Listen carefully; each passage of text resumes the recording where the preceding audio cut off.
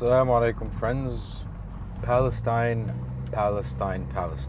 So what's been going on the past, year and a half, 6 months, whatever, all of these incidents, all of these devastating incidents and actions and reactions, the politics and the realization that, Israel is in control of the United States and everything, like all of that, and just, the audacity of just going all in on such an evil plan. It has gone beyond international law. It has gone beyond caring what anybody thinks. They're just killing and destroying, and it's just going on, and it's just crazy. This has gotten me to think about what evil means, like actual pure evil, because most of the time when somebody does something bad, you kind of try to justify that. You kind of try to relate to why they're doing this in a way, and try to kind of find something that's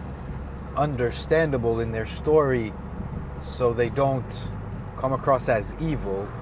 And even us as Muslims, we're encouraged to find excuses for our brothers. Like if somebody does something that's questionable, you're like, well, maybe he did this because of this, maybe he was in this situation because of that, all of that stuff. So the layers between pure evil, just in and of itself evil, and what could be explicable and what could be excused and all that stuff, there's just so many layers. Even when it comes to villains like the Joker, like all these different types of evil villains, they're going about and telling their backstories so you can kind of relate to them, and then you kind of understand where they're coming from, and you don't think they're evil anymore.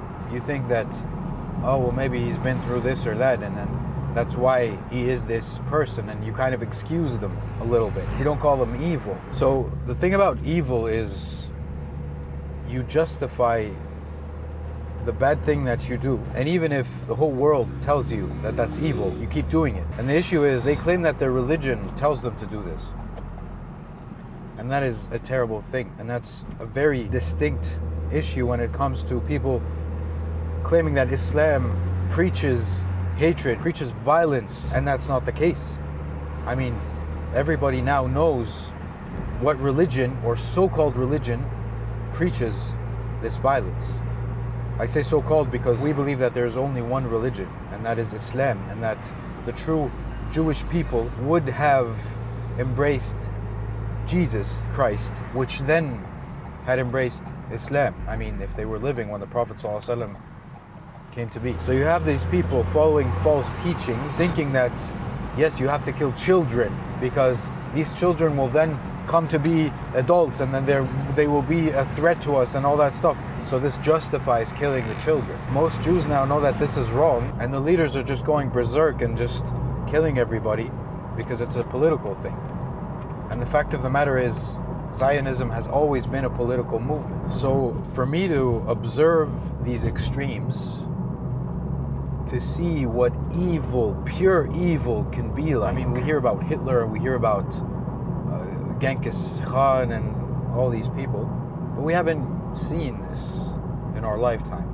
So we now could see what pure evil looks like, 100% pure evil. And the problem is the backstory of this evil plot is in and of itself evil as well. So that's how you come to realize that this is pure evil. And this is very important for me to realize this, because that's how I learn about things, and that's how God teaches us to see things. It's like, this is why there is hellfire, and this is why there is paradise, because the people who die, the people who are murdered, the people who are blown up, the children, all of this has to be rewarded. And all of these killings, all of this murderous activity, all of this evil needs something that could equal it. So when you think about why there's hellfire, well, that's why. And subhanAllah, Allah talks about what evil is in the Quran.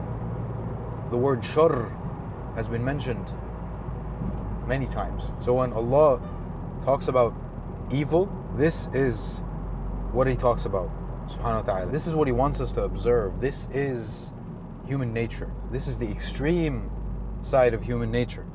When left to their own hawa, when left to their own desires, when left with unlimited power, when left with nobody to point fingers and say stop, and no other power that is opposite to it to stop it. So those are my 2 cents.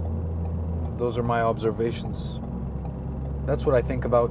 I think about just taking a broader look at things most of the time, kind of trying to figure out what we can learn about life, what we can learn about God, what we can learn about people, religion, because that's how it all makes sense to me. That's how I see these ibtila'at, or these challenges that Allah has chosen to let happen, allow to happen. It's for us to learn. All right. Peace, brothers.